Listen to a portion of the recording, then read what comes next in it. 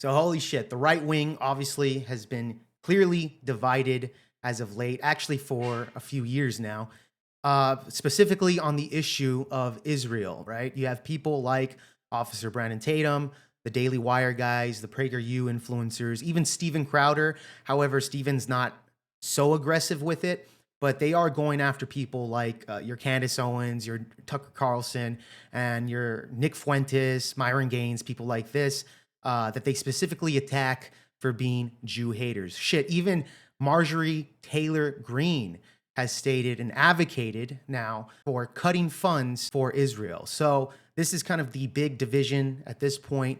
Nick Fuentes has a pretty bold prediction about false flags, right?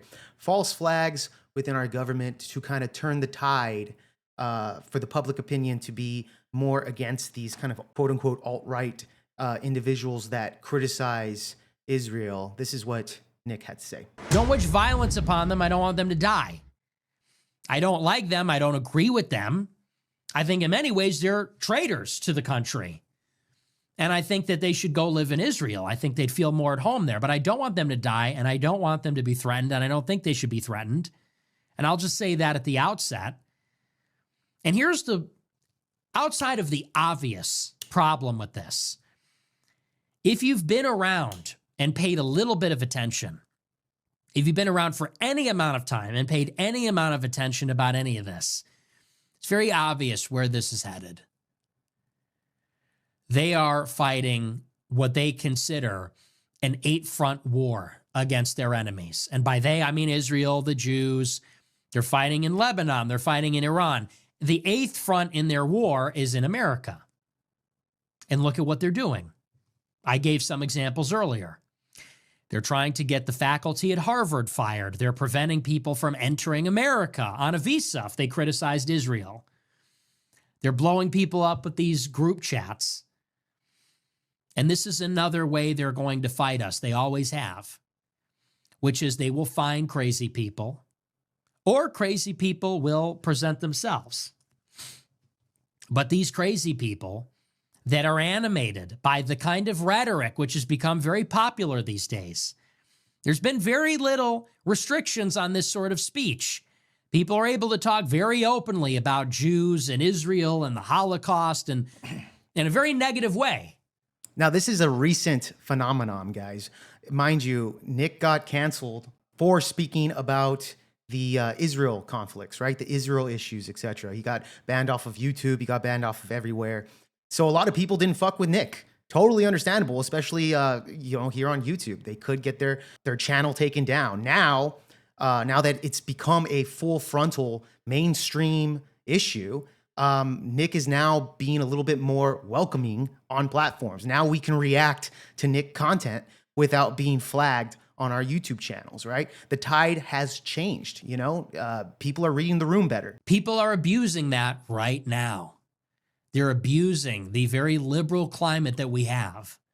They're abusing the opening that has been afforded to us by doing stuff like this. And some of them are crazy and some of them are not. And some of them maybe are being put up to it and some of them are certainly not. But there are crazy people that are taking the crazy low IQ types. They're taking this kind of rhetoric and they're going on Twitter and saying, we're going to kill them. We're going to kill you. We're going to... And I tell you how the story ends because I lived through it the first time. Here's how the story ends. They're going to take every example of this and they're going to blow it up and put it in front of the media. And you might not think that's a big deal because you might say, well, we're past that. But I'll tell you what happens next.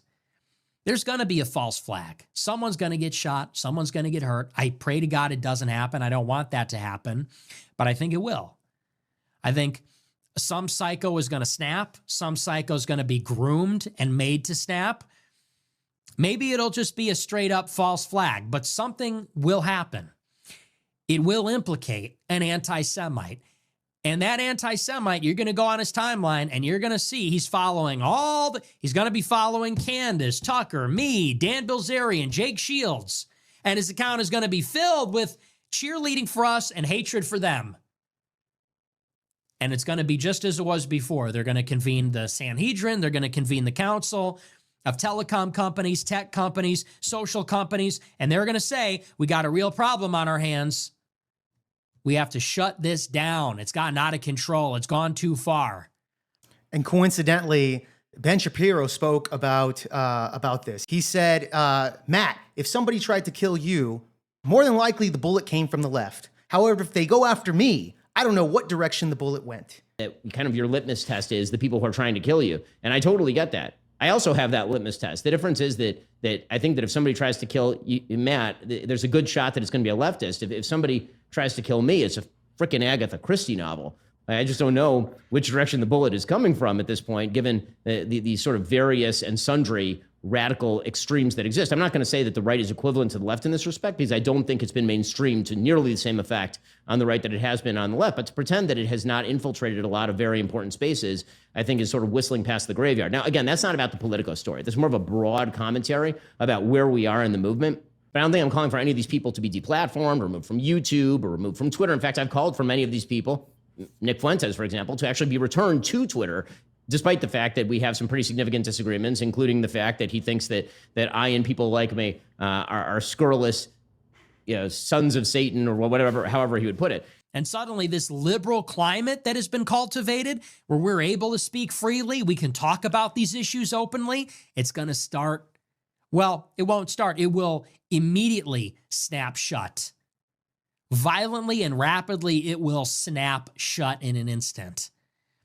And this environment of tolerance for those types of opinions, for that sort of dissent, is going to evaporate. And people like Elon Musk will certainly be complicit in it. And it may happen on Rumble too. And it will happen across the board. And that's my biggest concern right now. My biggest concern right now, because this is how they've always operated, and this is a sign of things to come. Maybe this guy's real, maybe he's fake, who knows? We don't know anything about him. But this is the story they're telling us. The story they're telling us is that these guys, these crazies are riled up. There are legitimate psychos. Okay, mental illness is real. That's just true. There are psychos out there. They're digesting this stuff. They are cruel or hateful or sociopathic, and they're making threats. One of them's going to follow through on one of these things. And if or when that happens, they're going to use it to crack down on all of us. I'm telling you. And remember, after Charlie Kirk's assassination, what was the left's narrative? Actually, it was a one of Nick's fans. Could have been one of Nick's fans that took out Charlie Kirk because they were at a rival, right? So this was something that we've already kind of heard moving forward. And again, this is a bold-ass prediction from Nick Fuentes here.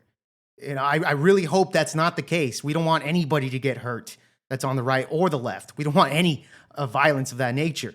However, false flags are a common thing that the government, people with power, use in order to flip public opinion.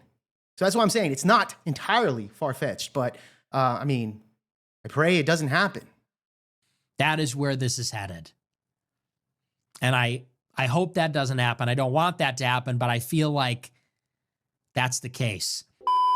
Pardon the interruption. Today's video is sponsored by the amazing audience that fund this channel. Live shows and interviews. Did not have great expectations that Trump was going to shake the entire system down to the ground. The whole goal of sending Trump in there was to basically f as much up as he possibly could. Debates. There's power on earth which is given via divine command if you take your head as a Christian in a patriarchy. That's why they do it. The Bible, yes, it does say that women will submit to men and does put women in a role where they are beneath men in society. Reviews on culture war as well as political analysis. That can also lead up to saying that if you say that the Jews, Jesus, that could also be claimed as anti-Semitic and more. Like the video, subscribe to the channel, and join our Discord for more engagement with the host as well as other like-minded individuals. Thank you. Now back to the video. And it's interesting because this guy, this Nicholas Ray, who's threatening everybody, before he got arrested, he was bitching about me. He was not following me on Twitter. He was following Candace. He wasn't following me. And if you go through, he tagged me quite a few times. He said he didn't like me because I blocked him on Twitter. He couldn't follow me because I blocked him. And I blocked him because he was calling me an Israeli spy for saying that Charlie Kirk wasn't killed by Israel. And for that reason, I'm not on his following list. For that reason, if it ever comes to something horrible, I would not be implicated in that situation. Let's say he followed through on one of those threats. It'd be very interesting in that moment who he was following to the U.S. government. Yeah, no, totally 100% on that. So anyways, guys, yeah, so Nick makes a big fucking bold prediction. I think at the end of the day, I hope that doesn't happen, but there is a lot of tension right now on the right, especially amongst the issue of Israel. Israel's the biggest fucking division amongst the right at the moment, right? So I'm just saying, you know, the Trump administration obviously clearly support Israel. We don't see any cuts coming down anytime soon. Marjorie Taylor Greene has already stated that she's advocating over there to cut funds to Israel, to cut funds to Egypt, to cut funds to many of the foreign affairs, right? It's not even just about Israel, but these are the things kind of being divided. It's already reached our politicians. It's already reached our politicians. A lot of people have woken up from all of the funding that we give to foreign affairs. And a lot of people are pissed about it, especially after the Ukraine situation where we gave them billions upon billions of dollars, right? And we took a big hit off of that. And I think a lot of people are sick of it.